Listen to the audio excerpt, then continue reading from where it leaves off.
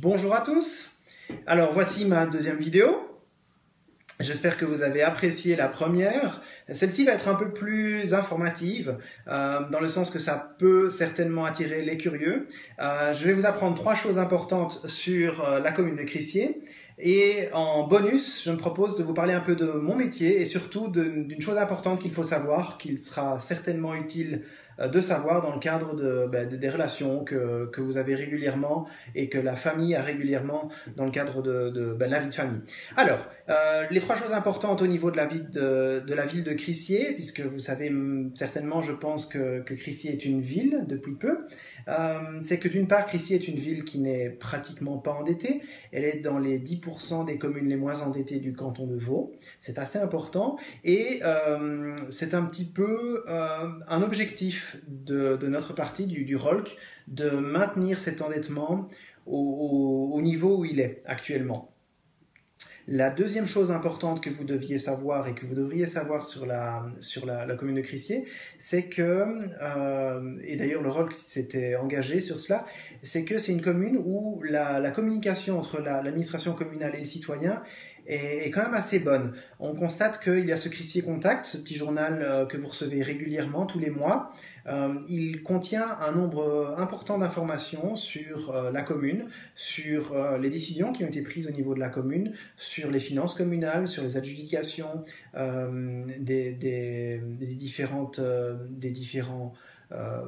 achats de la commune, et il crée une sorte de relation entre les citoyens. J'ai l'impression que ce Crissier Contact, qui a été largement poussé et mis en place par Michel Tandon, le syndic actuel, qui est du ROLC, a contribué à créer des liens entre citoyens. La troisième chose importante à Crissier, et ça c'est aussi un des objectifs que s'était fixé le ROLC dès son origine, c'est la maîtrise de la croissance de la commune. Et pourquoi c'est important de maîtriser la croissance de la commune? C'est pourquoi c'est important d'avoir que dans les membres du ROLC et dans les conseillers communaux soient présents des promoteurs et des gens qui font de l'architecture. C'est que quand on développe une ville, il est important de ne pas trop développer des commerces ou des bureaux sans prévoir assez de logements. Et inversement, il ne faut pas prévoir trop de logements de tel type moyen haut standing et peu de logements à bas standing si le tissu artisanal, économique est plus orienté bas revenu. Donc, et c'est en cela que le ROLC a été présent les 10 dernières années, en tout cas à la syndicature, donc à la responsabilité la plus haute de la ville de Crissier, en préservant toujours cette harmonie dans la croissance de la ville entre les différents types de construction, types de développement. D'ailleurs, on constate que le nombre d'habitants à Crissier n'a pas cru de plus de 1,5% sur les 5 dernières années, ce qui est très faible par rapport à d'autres communes de l'axe Genève-Montreux.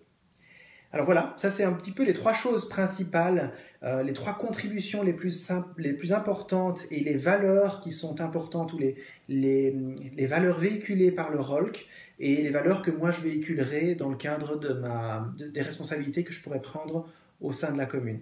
Alors maintenant, il est temps de vous parler un petit peu de ce petit bonus. J'ai un métier dans lequel je rentre en relation contractuelle avec des clients, des personnes qui cherchent à faire construire des maisons, qui cherchent à transformer leurs bâtiments, à rénover et autres. Et dans le cadre de ce contrat, je suis soumis au Code des obligations, le Code des obligations qui est ici. Et d'ailleurs, je vais vous le lire, je ne suis pas juriste, mais je vais quand même vous lire un aspect du code, l'article 394, qui est en fait le contrat de mandat. L'architecte, comme le notaire, comme l'avocat, comme l'intermédiaire en assurance, ce sont tous des mandataires. Et ils travaillent un petit peu comme des employés, c'est-à-dire que vous définissez avec eux une prestation et ils se doivent de remplir les obligations pour lequel ils se sont engagés. Le fondement de la relation et du contrat de mandat, c'est la confiance. En l'occurrence, si vous n'avez plus confiance dans votre mandataire, il n'y a rien qui vous empêche d'interrompre le mandat en tout temps. Même si vous signez un contrat à 12 ou 15% avec un architecte comme moi ou avec un avocat pour une affaire, en tout temps, vous pouvez interrompre le contrat de mandat. C'est en fait l'article 404 qui dit spécifiquement le mandat peut être révoqué ou répudié en tout temps. Et la partie qui interrompt, si c'est vous, pour une raison de confiance, ne doit pas nécessairement de l'argent à son représentant, pour la bonne et simple raison que il ne peut prétendre à une indemnisation particulière que si le mandat a été révoqué en un temps inopportun. Et c'est ce qui est spécifié dans la partie 2 de l'article 404 du Code des obligations. Voilà, donc j'espère que cette information vous permettra de vous sentir plus à l'aise et plus en confiance par rapport à un représentant qui soit légal ou un représentant dans le cadre d'une activité, d'une prestation d'architecte, d'ingénierie ou autre. Voilà, eh bien c'est un terme à ma deuxième vidéo. J'espère que vous avez apprécié ces informations. Je m'engage à vous communiquer d'autres informations dans ma prochaine vidéo sur le ROLC et également de trouver un sujet qui puisse vous intéresser. Je vous souhaite une bonne fin de journée. Merci.